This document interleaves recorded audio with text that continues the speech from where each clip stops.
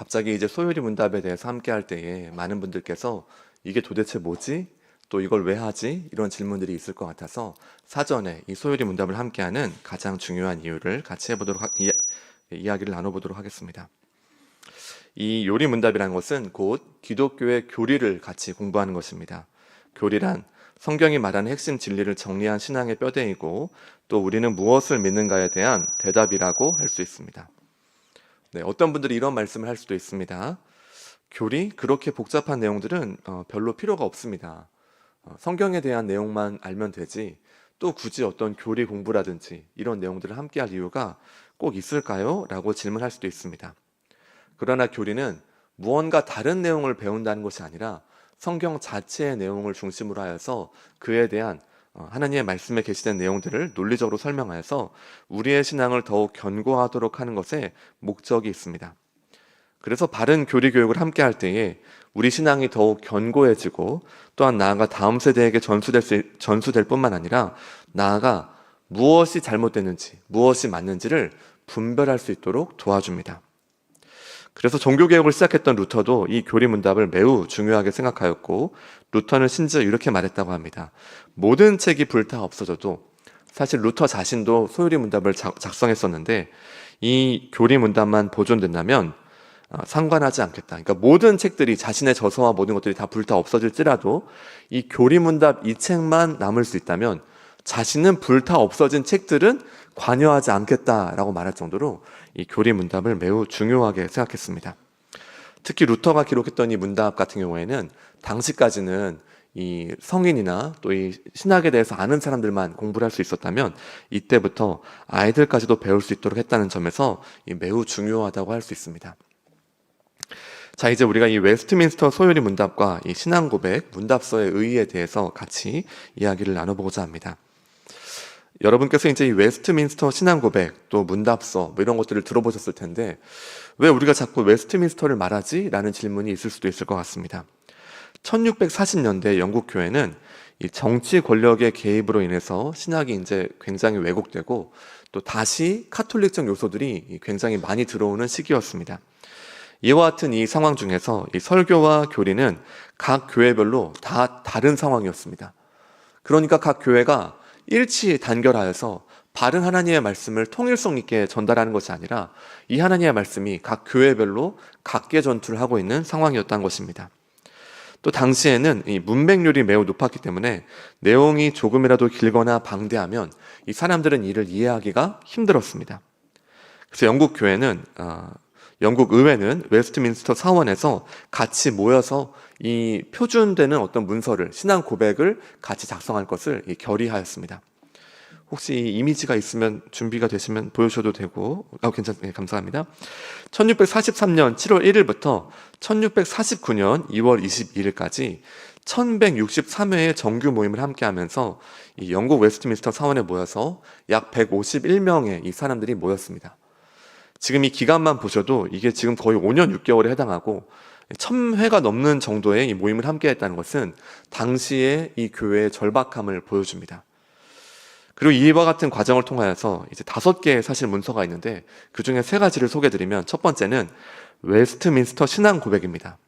이것은 곧 우리가 무엇을 믿는지에 대해서 상세하게 기술되어 있습니다.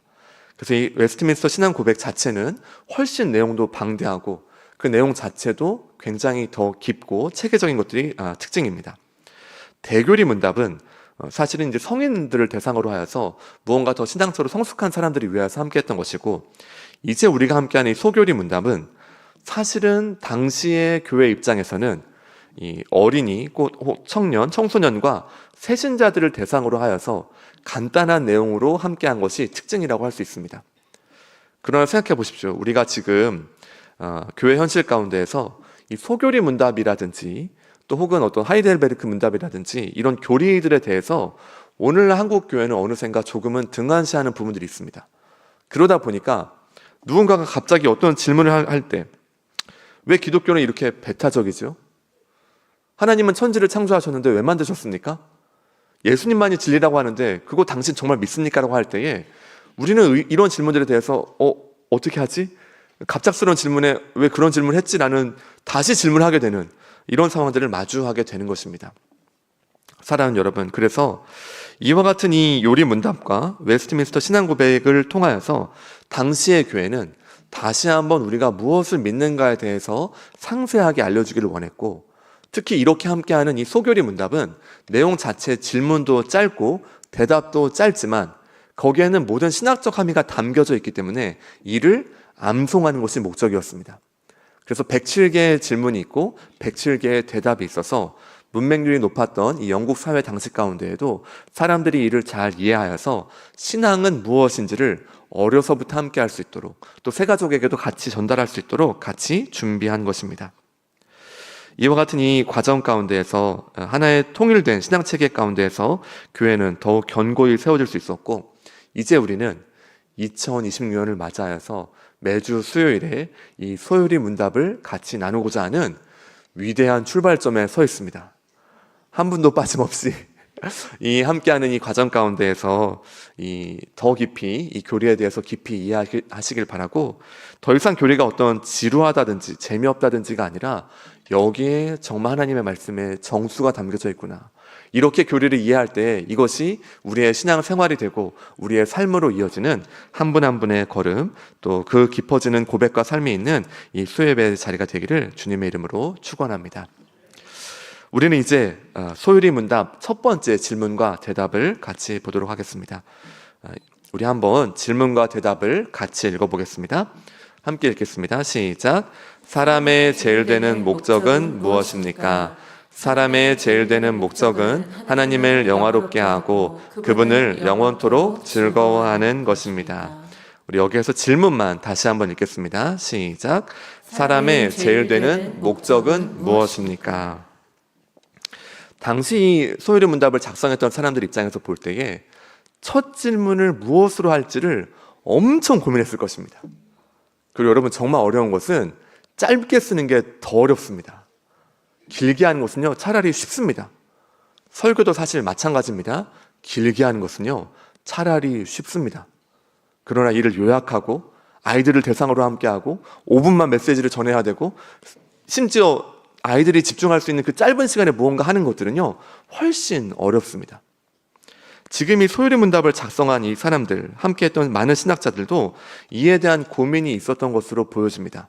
그래서 소요리 문답 1번부터 3번까지는 이 앞으로 이어지는 107개의 소요리 문답에 대한 전제를 말하고 있습니다. 우리는 먼저 이 질문을 하나하나 살펴보도록 하겠습니다. 먼저 사람의 제일 되는 목적은 무엇입니까? 우리가 문답을 함께 했었는데, 먼저 목적이 있는지부터 함께 생각해 보고자 합니다.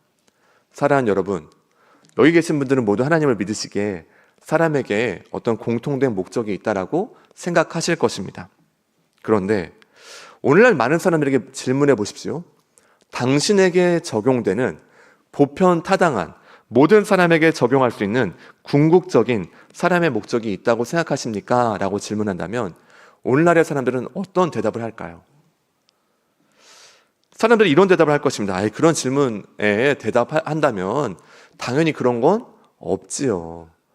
행복이란, 인생이란, 인생의 목적이란 외부로부터 주어지는 것이 아니라 우리 안에 있습니다.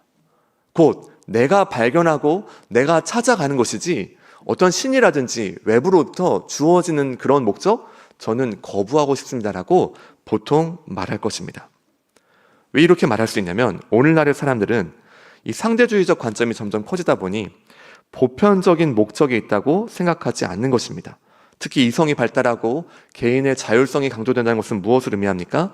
인간의 목적은 주어지는 것이 아니라 스스로 선택하는 것이다, 발견하는 것이다, 찾아가는 것이다 라는 생각이 훨씬 많습니다. 삶의 의미는 그러므로 공동의 기준이나 어떤 이 하나님의 말씀을 따라서 정해지는 것이다 라고 생각하기보다는 각자의 가치관이나 욕망에 따라서 달라진다라고 생각하는 것이 오늘날의 시대입니다. 그러다 보니까 어떤 분명히 말할 수 있는 명확한 목적이 없기에 질문은 하나이지만 대답은 여러 가지다라고 말하는 것이 오늘의 시대라고 말할 수 있습니다. 그래서 이렇게 하나로 규정하려는 시도 자체를 어떤 사람들은 억압적으로 느끼기도 하고, 한편으로는 시대착오적인 것 아닙니까? 라고 말하기도 합니다. 곧 사람들은 그 목적을 인간 안에서 찾으려고 하는 것이 죄인된 인간의 본질적 특성입니다. 그러나 성경은 어떻게 말하고 있습니까? 단 한 번도 번복 없이 말하기를 그 목적은 하나님께서 주신 것이지 인간 안에 있는 것이 아님을 말합니다. 우린 지금 현재 창세기를 묵상하고 있습니다. 하나님이 창세기 1장, 2장을 통하여서 무엇을 말씀하십니까? 생육하고 번성하여 땅에 충만하라고 말씀하십니다. 이 가운데 충만하여서 하나님의 질서 가운데에서 다스릴 것을 명령하십니다.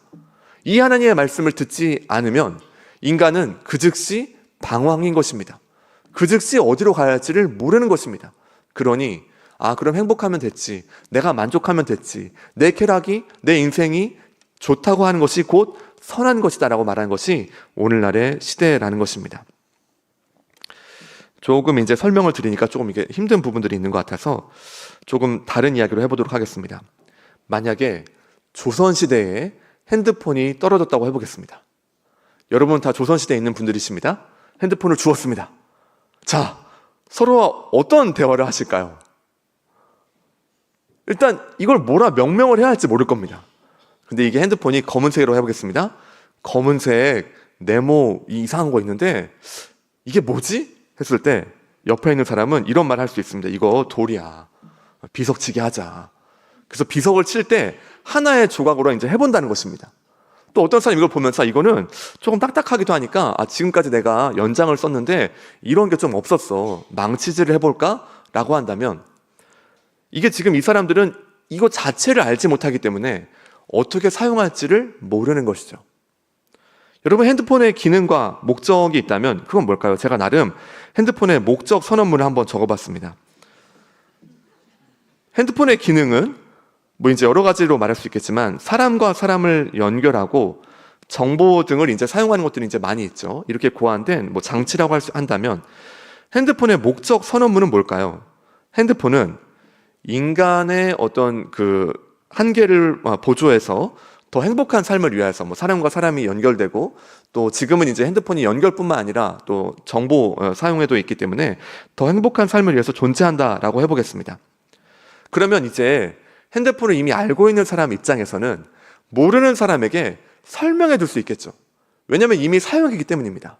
더 나아가 핸드폰을 만든 공장, 제작자에게 간다면 어떤 의도와 목적으로 만들어졌는지를 우린 더욱 명확하게 알 수 있을 것입니다.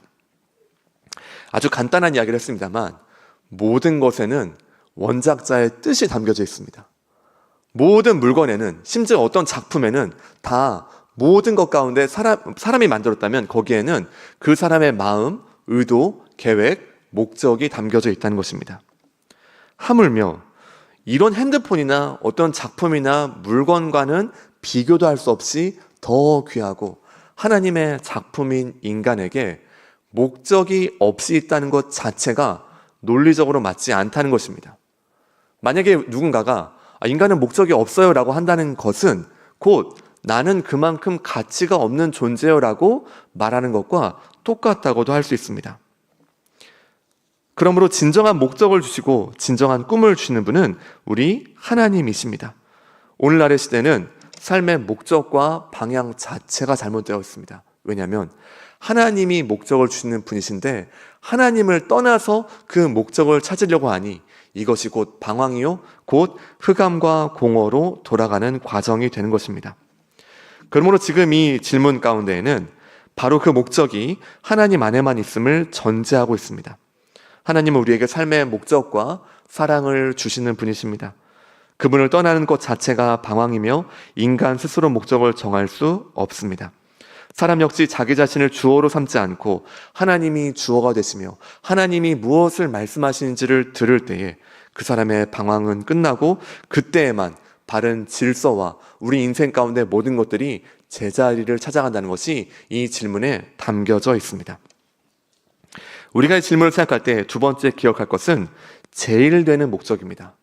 자, 이제 목적이 있다는 것은 모두가 동의하셨으리라 생각이 듭니다. 근데 제일 되는 목적이 있다는 것입니다. 목적이 여러 가지가 있는데 그 중에서 가장 최고의 목적이 있다는 것입니다. 여러분 이렇게 설명하려면 인간으로 볼 때에 사나 죽으나 이어지는 목적이 되어야 할 줄로 믿습니다. 이 뜻은 지금 이 소요리 문답 1문에서의 내용들은 지상에서 살아갈 때만 있는 우리의 목적을 넘어서서 우리의 인생의 삶과 죽음, 마지막 영원한 나라를 가서도 그 가운데에서도 같이 이어지는 질문과 대답이 되어야 한다는 것입니다. 그래서 이 제일 되는 목적을 조금 더 생각해 본다면 사실 인간의 삶에는 여러 목적이 있습니다. 여러분, 우리는 지금 무엇을 하고 있냐면 일을 해야 되고 학교를 다녀야 되고 또 각자의 바쁜 여정들이 있습니다. 여기 몇몇 또 우리 어린 아이 분들도 계시고 또 우리 청소년도 조금 계신데 한번 물어보십시오. 다 바쁩니다. 각자의 목적이 있습니다. 저도 아들한테 얼마 전에 물어봤더니 자기 바쁘답니다, 지금. 그래서 너가 뭐가 바쁘니? 그랬더니 지금 자기 나름으로 목적을 아이 입장에서 설명할 수는 없지만은 지금 자기가 무엇도 도와야 되고 뭐도 해야 돼서 지금 바쁘다고 말하더라고요. 각 사람이 갖고 있는 각자의 목적들이 있습니다.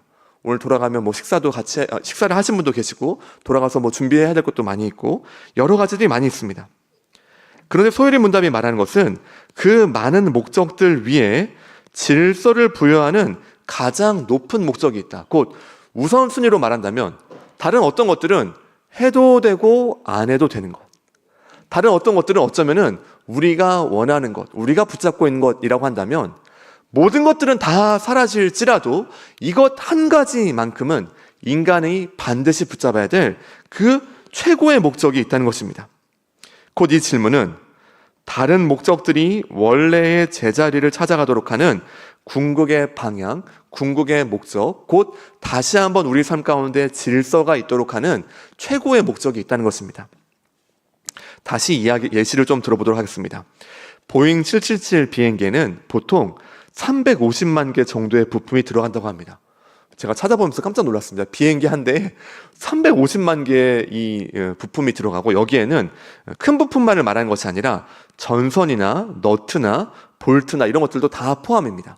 그런데 비행기를 정비한다는 것은 이 모든 것을 다 정비한다는 것을 의미한다고 합니다. 그래서 350만 개로 말하는데 비행기의 부품은 이제 수백만 개이기 때문에 따로 떼어놓고 본다면 이를 다 해체해서 각각으로 다 여기에 버려놓는다고 해보겠습니다. 우리는 이것을 보면서 이게 뭐지? 이걸로 뭘 할 수 있지라고 생각이 들 것입니다. 그러나 비행기가 다 연결이 되고 여러분 놀라지 마십시오. 제가 한 가지 알려드리는데 비행기는 하늘을 날아갑니다. 예? 알고 계셨습니까?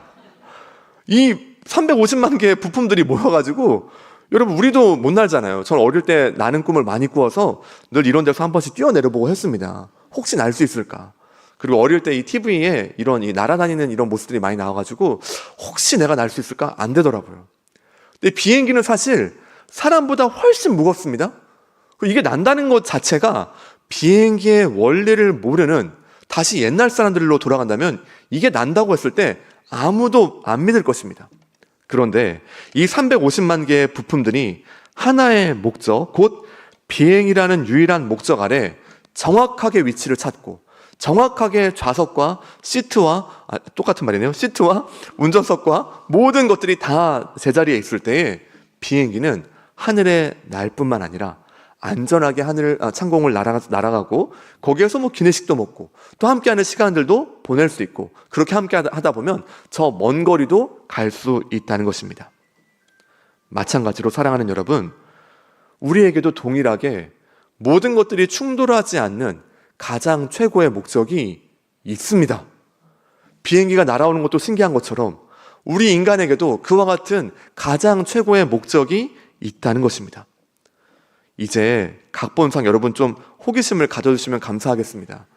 그래서 우리는 다시 한번 질문해야 되는데 무엇을 질문해야 되냐면 도대체 그 제일 되는 목적이 무엇입니까? 라는 질문을 이제 하게 되는 것입니다. 우리 이제 다시 한번 이 답을 질문에 대한 대답을 한번 같이 보도록 하겠습니다. 대답을 한번 가능하시면 다시 띄워주시면 감사하겠습니다. 우리의 이제 이 질문에 대한 대답 같이 읽겠습니다. 대답 시작. 사람의 제일 되는 목적은 하나님을 영화롭게 하고 그분을 영원토록 즐거워하는 것입니다. 아멘. 이 질문에 대한 대답을 두 가지로 분류합니다. 첫 번째는 하나님을 영화롭게 하는 것이다 라고 말합니다. 사랑하는 여러분, 우린 늘 많이 들었을 것입니다. 하나님을 영화롭게 하는 것이 가장 중요해. 하나님을 영화롭게 하는 것이 인생의 목적이야. 그런데 진짜 우리의 삶 가운데, 일상의 삶 가운데에서 하나님을 영화롭게 한다는 것은 구체적으로 무엇입니까? 우리 흔히 이런 얘기를 하면 이런 생각을 많이 합니다. 연예인들이 시상식 자리에서 하나님께 영광 돌립니다. 그것이 하나님을 영화롭게 하는 것 같아 라고 말할 수도 있습니다. 저도 그런 생각들을 참 많이 했던 것 같습니다. 그런데 만약에 그것만이 영광을 돌리는 순간이라고 한다면 여기서부터 비극이 시작되는데 어떤 연예인들은 그 자리에 못 올라갑니다. 그럼 만약에 이런 논리라면 우리는 다 고지를 점령해야 됩니다. 무언가 사업을 한다면 사업이 잘 돼야 되고, 공부를 한다면 공부도 잘해야 하며, 우리의 삶 가운데 어떤 무언가 노력하는 부분이 있다면 거기서 탁월성이 입증이 될 때에만 하나님을 영화롭게 한다라는 이런 이상한 논리가 전개되기 시작하는 것이죠. 우리는 이와 같은 이런 내용들을 어떻게 이해해야 될까요? 우리 고린도전서 10장 31절 말씀을 다시 한번 읽겠습니다. 함께 읽습니다. 너희가 먹든지 마시든지 무엇을 하든지 다 하나님의 영광을 위하여 하라. 오늘 이 말씀 가운데 무엇을 말하고 있냐면 하나님을 영화롭게 하는 것은 어떤 특별한 순간에만 하는 것이 아님을 전제합니다. 말씀을 잘 보십시오.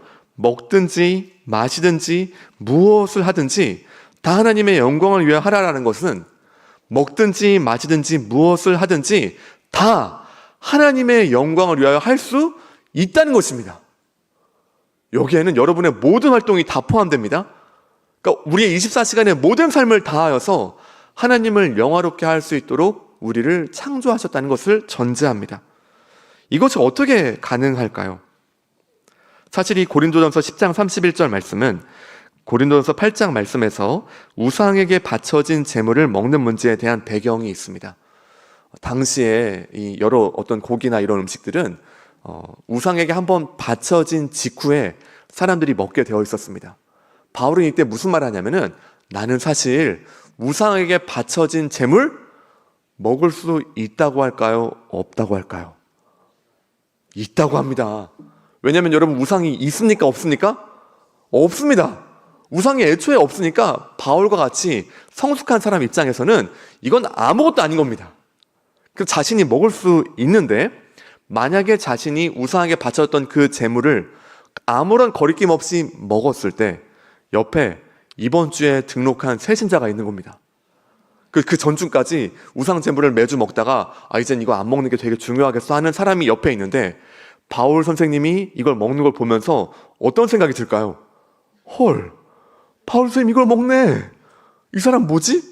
정말 믿는 사람 맞는가라는 실족하거나 시험에 빠질 수 있다는 것입니다. 그래서 바울은 그 다음에 다시금 엄청난 극단적인 이야기를 하는데 만약에 내가 사랑하는 그 형제, 곧 가장 신앙적으로 약한 형제가 우상제물을 먹는 자신을 보면서 저래도 되는 거야 라고 실족하게 된다면 바울은 뭐라 그러냐면 영원히 고기를 안 먹겠다고 말합니다.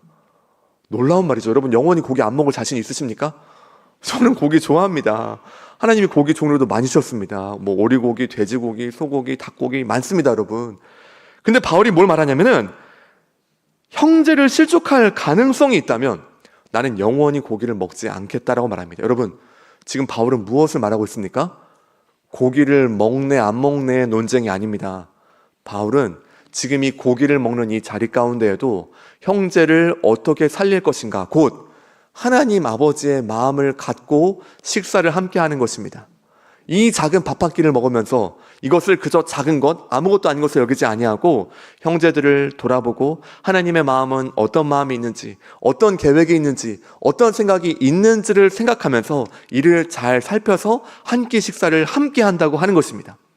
그리고 이 문맥 가운데에서 나는 먹든지 마시든지 하나님 아버지의 생각과 계획을 따라서 살려고 나도 노력 중이니 너희도 그렇게 하라라는 것을 말하고 있는 것입니다. 제가 개인적으로 좋아하는 이 달동네 왈츠라는 이 CCM도 부르고 또 좋은 노래들도 부르는 이 팀이 있는데 거기 이 글의 내용에 이런 가사가 있습니다. 같이 밥 먹어요라는 노래에 이런 내용이 있습니다. 사람들 틈에 있어도 외로움 타는지 밥 한 공기 그냥 맛으로만 먹는 것은 아니지. 마음으로 마음껏 배불러지는 함께 나누는 기쁨이지. 저는 20대에 제가 혼자 밥을 먹었던 적이 굉장히 많았습니다. 그때 누구랑 밥을 먹었냐면 저의 검은 가방과 같이 밥 먹었습니다. 가방이 이제 그 가방 브랜드가 있었는데 제가 이렇게 같이 앞에 놓고 사람이 없으니까 밥을 먹으면서 얘랑 좀 이렇게 대화를 해보면서 이렇게 먹어봤던 것이, 알고 보니까 그 영화에 보면은 그 무인도에 떨어진 어떤 주인공도 이런 행동을 하는 것을 이제 제가 나중에 보게 됐습니다. 여러분, 제가 뭘 느꼈냐면 한 끼를 먹어도 혼자 먹을 때와 같이 먹는 것은 의미가 다릅니다. 누군가를 함께 생각하고 그 사람에게 마음을 나누기 위해서 식사의 자리를 준비하고 함께 한다는 것은 진심이 통하는 자리인 것입니다. 지금 고린도전서 문맥에서도 바울은 밥을 한 끼를 먹으면서도 그 한 사람을 향하신 하나님의 생각을 늘 바라보고 있다는 것입니다. 곧 하나님이 생육하고 번성하여서 땅을 정복하라 다스리라고 말씀하신 것은 마음껏 무자비하게 무너뜨리라는 것이 아니라 하나님의 마음을 알아서 주님의 뜻을 쫓아 주님의 통치와 같이, 주님의 다스림과 같이 돌아보는 것을 말합니다. 바울은 지금 무엇을 말하고 있냐면 그와 같이 주님의 마음을 품고 함께하는 것이 곧 하나님을 영화롭게 하는 것임을 말하고 있습니다. 두 번째, 우리가 함께 읽었던 이 대답에서 두 번째 대답은 영원토록 하나님을 즐거워하는 것이다 라고 말하고 있습니다. 사랑하는 여러분, 영원토록 하나님을 즐거워하는 것은 가능할까요? 어떤 분들은 이런 질문을 합니다. 천국에 가면 무엇을 합니까? 거기서 우리 하나님을 찬양해. 그러면 무슨 생각하냐면 예배 시간에 찬송하는 것도 한 20분 하는 것도 긴데 영원히 찬양한다고요? 놀라는 것입니다. 아니, 어떻게 영원히 찬양하지? 여러분, 여기에는 지금 무엇이 전제가 되어 있냐면 사랑의 관계가 전제되어 있습니다. 누군가를 사랑할 때 이것은 꼭 연인만을 말하는 것이 아니라 여러분이 사랑하는 여러 대상이 있을 것입니다. 가족이 있을 것이고 함께하는 사람도 있을 것입니다. 사랑은 무엇입니까? 그 사람이 가진 것을 사랑하면 그건 이미 사랑이 아닙니다. 그 사람이 가진 것을 사랑하는 것이지 그 사람 자체를, 그 대상을 사랑하는 것이 아닙니다. 진정한 사랑은 무엇입니까? 기브 앤 테이크가 아니라 대가 지불로 보답으로 사랑한다고 말하는 것이 아닙니다. 그냥 그 존재 자체를 기뻐하고 그 존재 자체를 사랑으로 대하는 것입니다.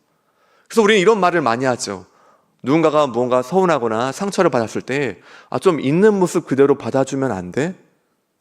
사실은 우리도 그렇게 하기 어려우면서 때때로 우리가 그렇게 받아들여지는 것을 우리가 원하는 것은 곧 사랑에 대한 갈구함이, 사랑의 진짜 모습이 있는 모습 그대로 받아들여주는 것이기 때문입니다. 하나님을 즐거워한다는 것은 다른 종교와는 전혀 차별점이 있는 것을 전제합니다.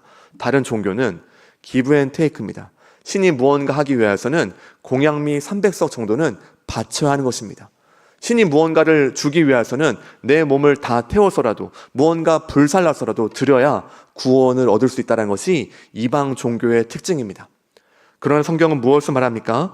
하나님 그분이시기에, 내 아버지이시기에, 내 옆에 계시고 나를 창조하시고 나와 함께 하시는 것만으로도 기뻐하는 것이 사람 창조의 목적인 것을 말하고 있습니다. 여러분, 이와 같은 사람에게 가장 많이 나타나는 것은 경탄입니다. 혹시 여러분 모나리자를 진짜로 가서 보신 분이 여기 계실까요? 저는 루브르 박물관에 가서 모나리자를 봤습니다. 가서 제가 어떤 생각을 했을까요? 참고로 저는 미술을 잘 모릅니다.